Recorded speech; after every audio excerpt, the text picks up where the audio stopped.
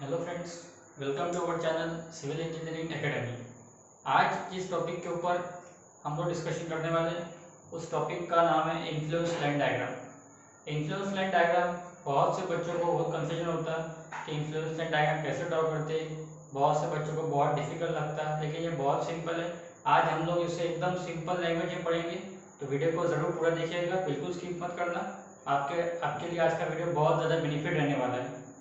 तो influence line diagram के ऊपर इंजीनियरिंग स्टूडेंट्स को 13 मार्क्स का क्वेश्चन एग्जाम में पूछते और एमपीएससी मेंस में भी ये टॉपिक 2 से 3 क्वेश्चन इसके ऊपर आ सकते हैं, तो बहुत इंपॉर्टेंट है।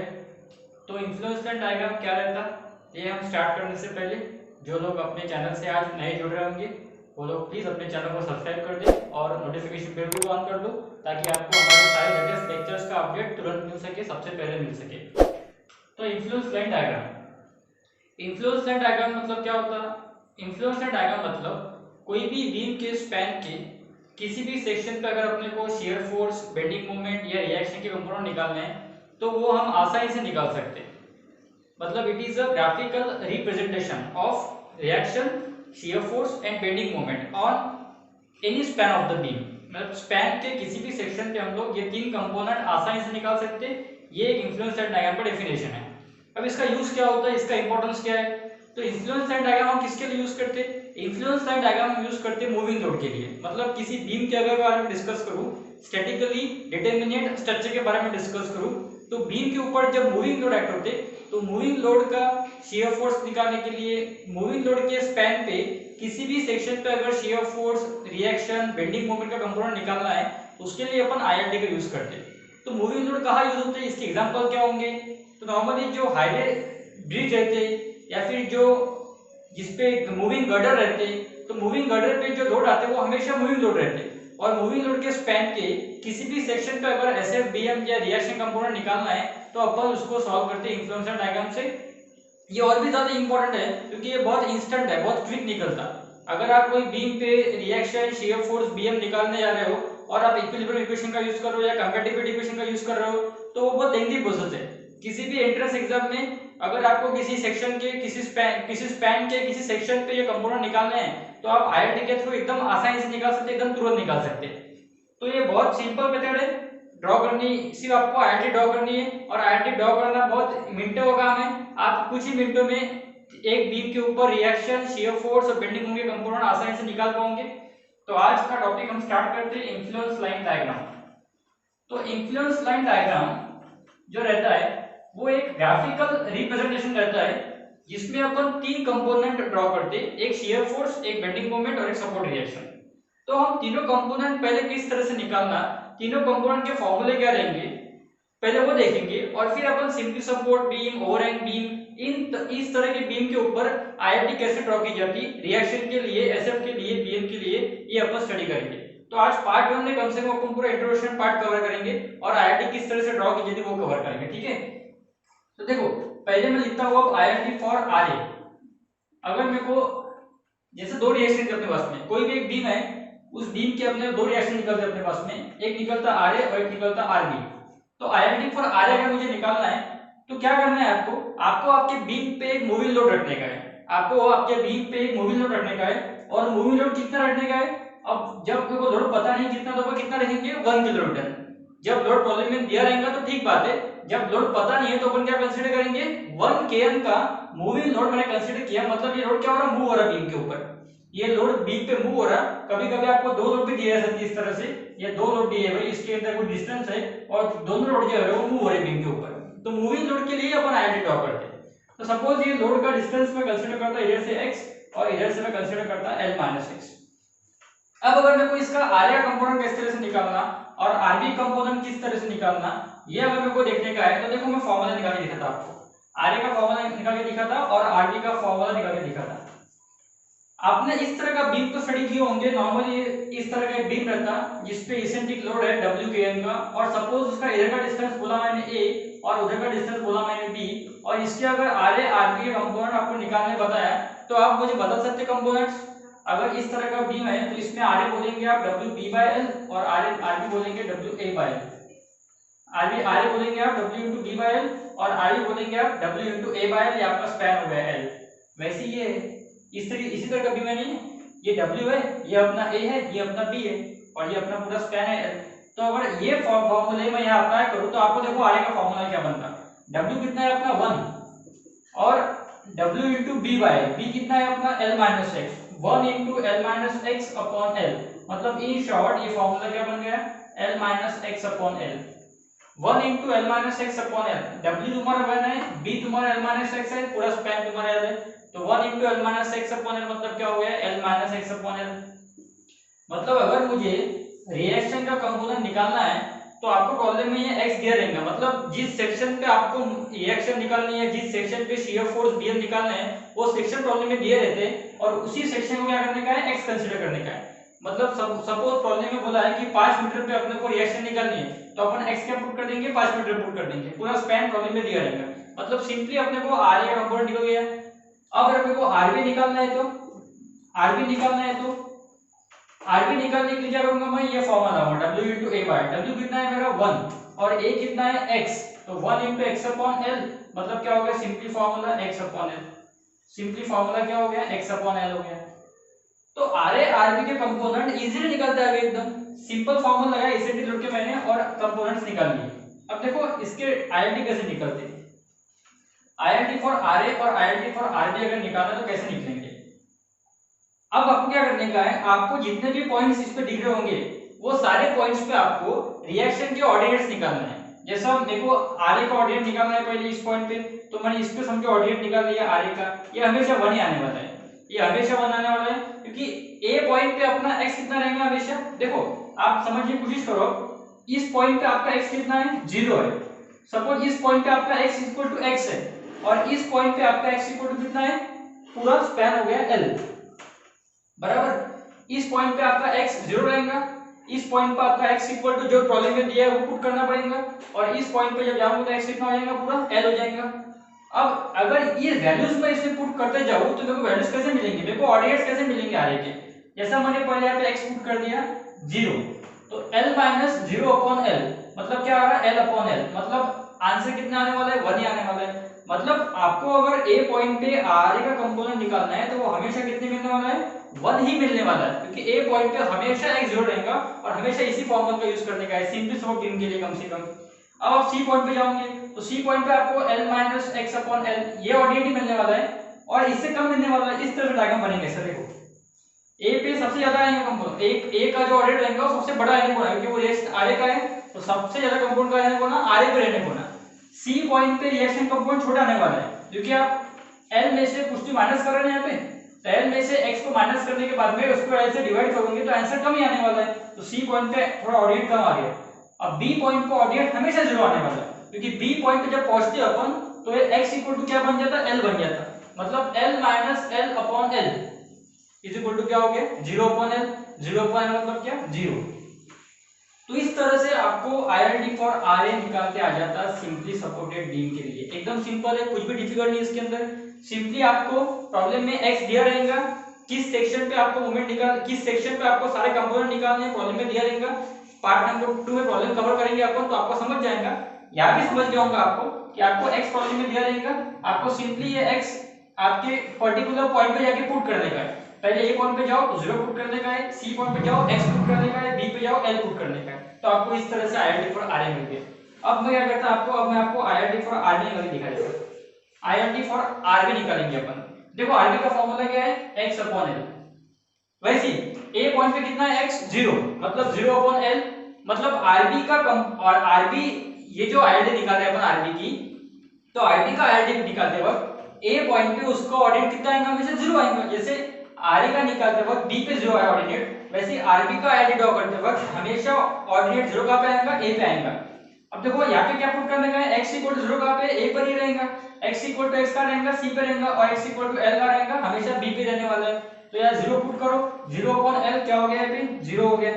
अब B पे आ जाओ एक बार, B पे x इक्वल टू क्या पुट करना पड़ेगा, L, यहाँ पे 0 है x, यहाँ पे x इक्वल टू x है, यहाँ पे क्या हो जाएगा x इक्वल टू पूरा L हो गया, मतलब L अपॉन L कितना हो जाएगा 1। तो B पॉइंट पे रिएक्शन का ऑर्डिनेट कितना आने वाला है, 1 आने वाला है। अब C पॉइंट पे आ जाओ, C पॉइंट पे x इक्वल टू कितना रहेगा, x ही रहेगा, मतलब x अपॉन L तो छोटा आएगा ऑर्डिनेट। इस तरह से डायग्राम बनेंगे। ये हो गया C का ऑर्डिनेट आपका। ये ऑर्डिनेट हो गया x l minus X upon L, ये ऑर्डिनेट रहेगा x अपॉन एल, बराबर।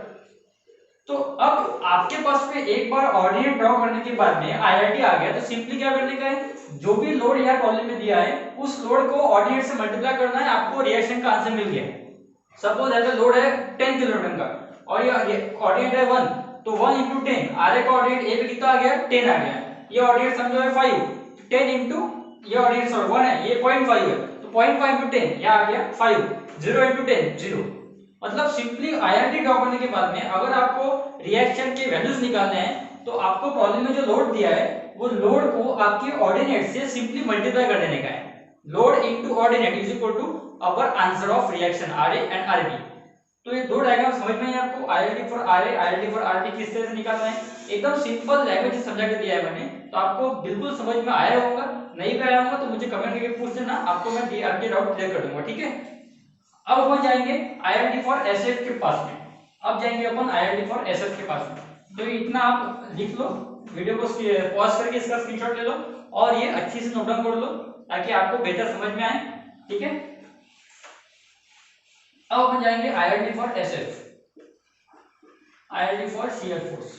तो शियर फोर्स पे क्या होता है देखो अब कैसे चेंजेस होते हैं शियर फोर्स में।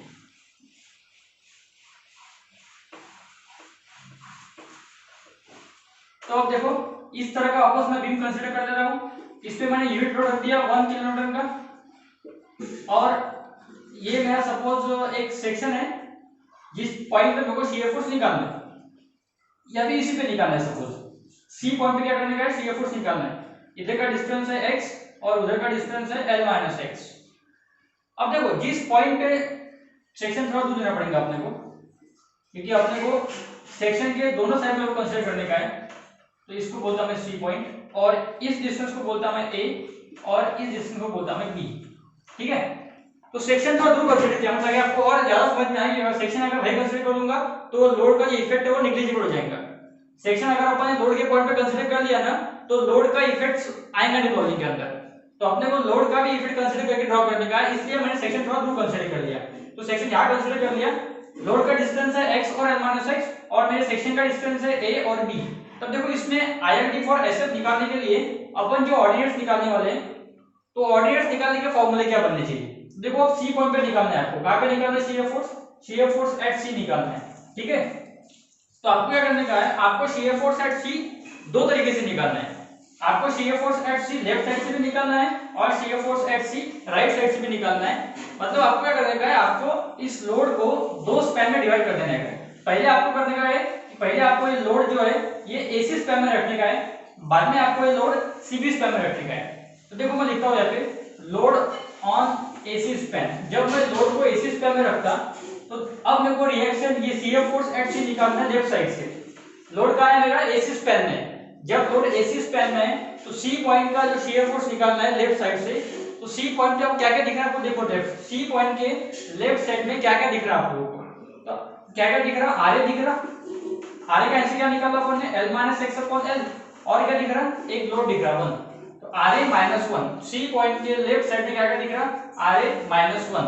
आरए का आंसर क्या आता है, l minus X upon L minus 1। क्या कुछ भी नहीं मतलब 1 है, क्रॉस मल्टीप्लाई करो, l minus x into 1 upon l, l minus x minus l upon l, sorry, l minus x minus l upon l, l minus x into 1 l minus x minus 1 into l l upon l। तो ये l plus l minus क्या हो गया, cancel हो गया, क्या आया formula minus x upon l। Shear force eight c का फॉर्मूला क्या आया, शियर फोर्स एट c कहां से निकाला, लेफ्ट साइड से निकाला, क्या आया formula minus x upon l। Shear force at C कहां से निकाला, पहले लेफ्ट साइड से निकाला, क्या है formula minus X upon L. अब क्या करेंगे अपन, अब अपन ये लोड को क्या करेंगे, सीबी स्पैन में शिफ्ट कर देंगे। अब अगर ये लोड यहां नहीं दिख रहा, कहां गया, सीबी स्पैन में गया। अब अगर ये लोड मान लो कि ये लोड यहां पे नहीं है, ये लोड अपन क्या किया, ये लोड अपन ने सीबी स्पैन में शिफ्ट कर दिया। अब आप देखो सी के लेफ्ट साइड में क्या क्या दिखेंगे आपको, रिएक्शन एक ही साइड से निकालना, क्योंकि रिएक्शन के आंसर आप इधर से भी एक पॉइंट पे एक बार आप सी का आंसर लेफ्ट से निकाल रहे, दूसरी बार आप राइट से निकाल रहे, ऐसा नहीं करने का, सिर्फ लोड को शिफ्ट करने का है। लोड को पहले एसी स्पैन में रखो, बाद में लोड को सीबी स्पैन में रखो। जब इसी स्पैन में था तो अपन ने इस तरह सॉल्व किया, दो लोड दिखे अपने को आर और 1। अब ये लोड यहाँ पे नहीं है, कहाँ गया, सी बी स्पैन में गया। तो क्या दिख रहा है इसके सी के लेफ्ट साइड में, सिर्फ आर दिख रहा, सी के लेफ्ट साइड में क्या दिख रहा, सिर्फ आर दिख रहा। तो मतलब इसमें shear force at C from left side क्या आएगा, सिर्फ आर आएगा। मतलब क्या दिख रहा, सिर्फ L minus X upon L. तो shear force at C right side से निकाला तो क्या आ गया, सिर्फ L minus X upon L. सिर्फ क्या आया, L minus X upon L. अब अगर इसके अपन डायग्राम निकाल दे, इसके अपन सी पॉइंट पे निकालना है अपने को, जिस सेक्शन आपको दिया रहेगा प्रॉब्लम में, जिस सेक्शन पे आपको डायग्राम निकालना है वो सेक्शन को जैसे नीचे खींच, राइट को नीचे खींचना उसके। और देखो पहले लेफ्ट साइड से निकाल, लेफ्ट साइड से कैसा आया, माइनस में आया, मतलब माइनस में आया x अपॉन एल। और फिर राइट से निकाला, राइट से कितना आया, L माइनस एक्स। दोनों आंसर कहाँ के है, दोनों भी आंसर एक ही पॉइंट के, दोनों भी आंसर सी पॉइंट के। सिर्फ क्या किया अपन ने, एक बार लोड को एसी स्क्वायर में रखा, दूसरे बार लोड को सीबी स्क्वायर में रखा। तो जब एसी स्क्वायर में रखा तो आया माइनस एक्स अपॉन एल, जब सीबी स्क्वायर में गया तो आया L minus X upon L. एक बार नेगेटिव आया मतलब माइनस, दूसरी बार पॉजिटिव आया मतलब plus, L minus X upon L. बाद में इसको ज्वाइन कर दिया इस तरह से। तो हमेशा शियर फोर्स यहाँ पे हमेशा कितना रहेगा, जीरो रहेगा। बी पे कितना रहेगा, हमेशा जीरो रहेगा। आप देखते हो एसएफटी निकलती आती है आपको, एसएफटी अपन हमेशा स्टार्ट कहां से करते, ए से करते, जहां से स्टार्ट करते वहां जीरो होता और जहां एंड करते वहां भी जीरो होता। मतलब जो भी आंसर मिलने वाला है कहां मिलने वाला है, सिर्फ सेक्शन पे मिलने वाला है। अब उन्होंने पूछा कि यहां से 1 मीटर पे कोऑर्डिनेट निकालो, यहां से 2 मीटर पे कोऑर्डिनेट निकालो, अपन निकाल सकते हैं। अपन प्रॉपर्टी ऑफ ट्रायंगल का यूज करके 1 मीटर पे 2 मीटर पे कोऑर्डिनेट निकाल सकते हैं, लेकिन अपने को सिर्फ बेसिक की वैल्यू निकालनी है। कहां निकालनी है, सेक्शन पे निकालनी है। और सेक्शन कहां था अपना, सी पॉइंट पे। तो सी पॉइंट के आंसर अपने निकालिए माइनस एक्स अपॉन एल और L minus X upon L. तो ये हो गया अपना identity for SF. Identity for SF निकालने के लिए अपन क्या किया, लोड को अपन ने दो स्पैन में कन्वर्ट किया, एक बार एसी स्पैन में रखा, दूसरी बार सीबी स्पैन में रखा। और इस तरह से आपको एसएफ का आइडेंटिटी ड्रॉ करना पड़ेगा। एसएफ हमेशा ए और डी पे जीरो रहने वाला है, सी पे आपके जो ऑर्डिनेट्स आने वाले हैं वो ऑर्डिनेट्स के आंसर निकालो और उसको इस तरह से प्लॉट करो, आपका आइडेंटिटी फॉर एसएफ ड्रॉ हो गया। ठीक है, अब अपन निकालेंगे आखिर में आईआरटी फॉर बेंडिंग मोमेंट, ताकि आपको चारों भी आईआरटी ड्रॉ करते आ जाएंगी। और इसके ऊपर से प्रॉब्लम सॉल्व करना बहुत इजी है। 7 से 8 मार्क का प्रॉब्लम इसके ऊपर आने वाला है, आपको 9 मार्क तक आ सकता। और जब लोड दिया रहता और लोड के ऊपर से ऑर्डिनेट का यूज करके एसएफ बीएम एसएफ रिएक्शन की वैल्यूज भी निकालो तो वो क्वेश्चन 30 मार्क्स के जाता है एग्जाम में। ठीक है, तो कोई भी एक तुमको बीम दिया रहेगा और उसकी आईआरटी ड्रॉ करो, ऐसे क्वेश्चन एमपीएससी मेंस से पूछते 2 मार्क के लिए। तो अब देखो अपन देखेंगे IRT for bending moment. Same तरह का बीम मैं ड्रॉ कर रहा हूं वापस। यहां लोड रख दिया मैंने 1 किलोमीटर का, इधर का डिस्टेंस बोला मैंने, इसको बोला था अपन ने x और इसको बोला था अपन ने L माइनस एक्स। और अपन एक सेक्शन किया था सी पॉइंट का डिस्टेंस अपन ने रखा था a और इधर का रखा था अपन ने b। ठीक है, तो अब अपना हेडिंग क्या है, अब अपना हेडिंग है आईआरटी फॉर बेंडिंग मोमेंट। तो देखो आईआरटी फॉर बीएम निकालने के लिए अपने को कैलकुलेशन कैसे करेंगे, सेम आईआरटी फॉर बीएम निकालने के लिए अपने को सेम करने का है। पहले अपने को लोड रखने का है एबी स्पैन पे, एसी स्पैन पे, बाद में अपने को लोड रखने का है सीबी स्पैन पे। क्योंकि आपको शियर फोर्स के भी सी पॉइंट पे 2 आंसर मिलेंगे, लेकिन बेंडिंग मोमेंट का आंसर आपको एक ही मिलेगा। क्योंकि शियर फोर्स कैसा रहता, आपने ऐसे ड्रॉ करते हुए देखा है कि अगर आप किसी पॉइंट का शियर फोर्स लेफ्ट साइड से निकाल रहे हैं और लोड उसके ऊपर 2 है तो आंसर ज्यादा आने वाला है, और अगर एक ही लोड रखा हुआ तो आंसर कम आने वाला है। लेकिन बीएम में अगर आप देखोगे तो आप सी पॉइंट का आंसर लेफ्ट से निकाल लो या आप सी पॉइंट का आंसर राइट से निकाल लो, बीएम में आंसर सेम ही आता।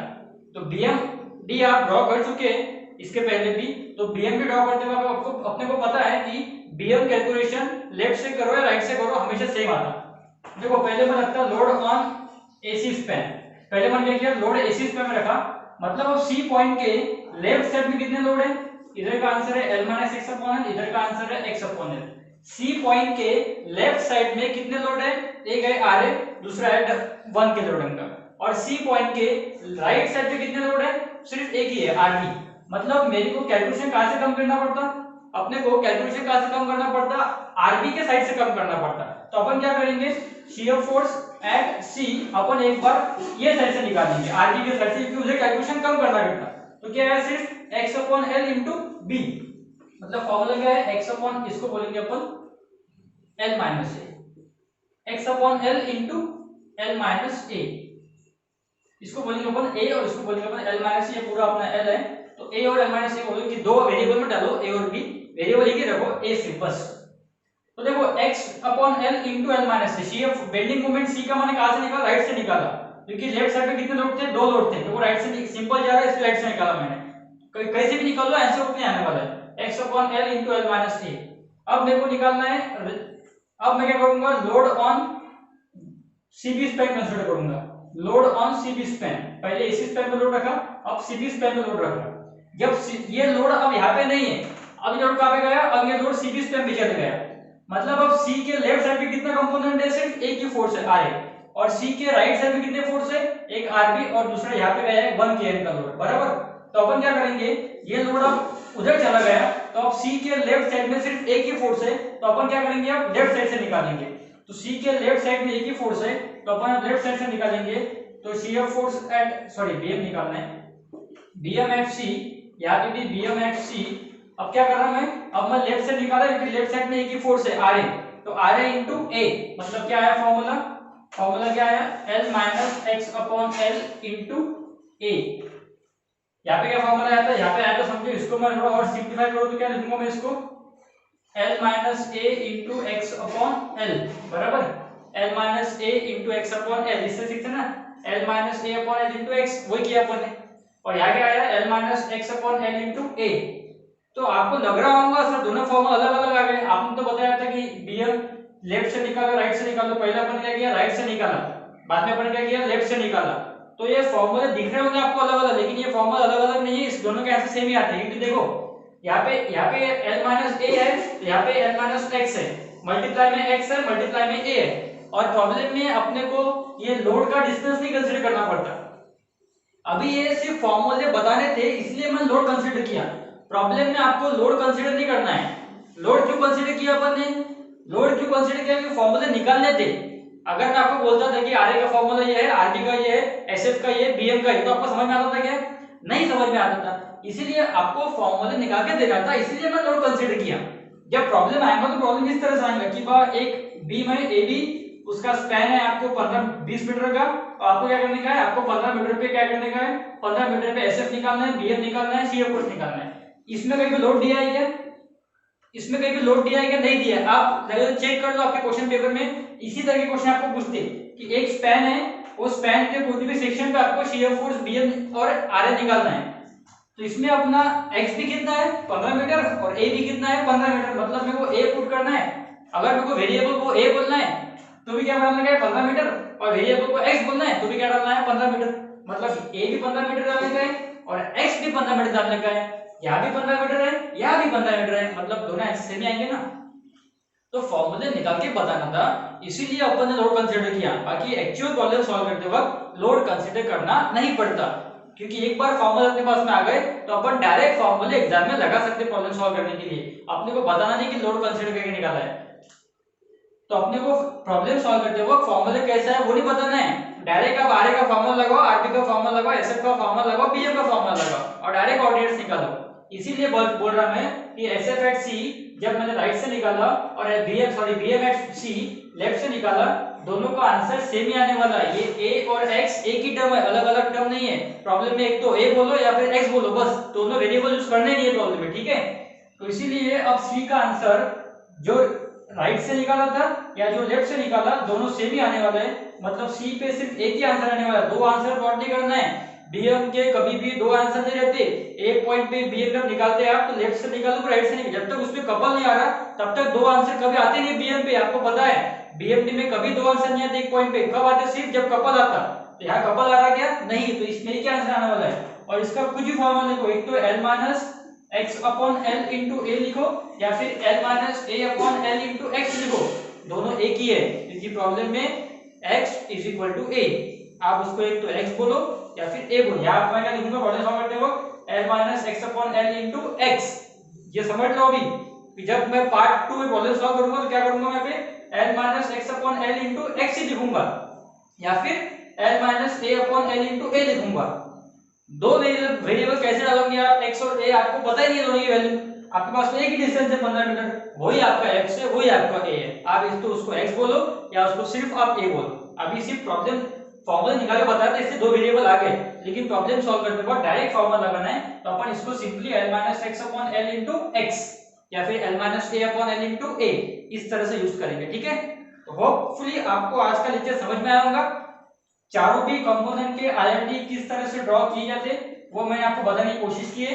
अगर आपको आज का वीडियो पसंद आया है तो प्लीज इसे लाइक कर दो और हमारे चैनल को सब्सक्राइब कर दो और अपने दोस्तों को साथ शेयर करो। जितने भी बी थर्ड ईयर के स्टूडेंट्स हैं, जितने भी एमपीएससी मेंस के एस्पायरेंट्स हैं, सब तक ये वीडियो को पहुंचा ताकि सबको इसका बेनिफिट हो सके। और थैंक यू।